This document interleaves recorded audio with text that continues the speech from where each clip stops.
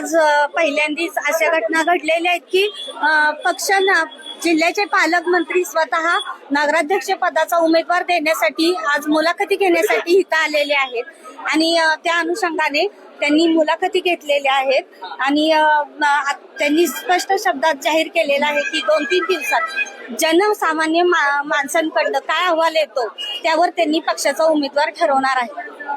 गेले 7.5 वर्ष आपण होता नगराध्यक्ष, आता पुन्हा पण इच्छुक आहात, तर काय वाटतं संधी मिळेल, पक्ष संधी येईल असं वाटतं?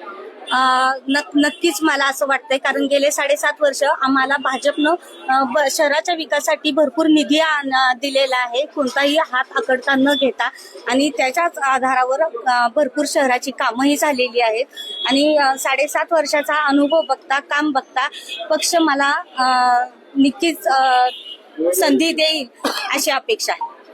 प्रणिती पालकेंना संधी दिला जाणार ऑपरेशन असं बोललं जातं, त्यांचं तुम्हाला आव्हान वाटतं? आव्हान कोणाचं का वाटावं, आपलं काम बोलणार आहे. माणसांच्या मनात आपण किती आहोत हेही आपल्याला आजमावण्याची ही संधी आहे. मला माहिती नाही समोरचा विरोधी किती प्रबळ आहे किती नाही, फक्त आपण सध्या आपली उमेदवारी कशी टिकवता येईल आणि आपण कसा लढा द्यायचा, लढायचं तर आहे एवढं निश्चित नाही तर अपक्ष राहणार नाही, अजून तो विचार नाही.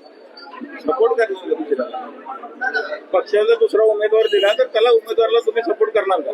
ते ठरवू की आपण आता.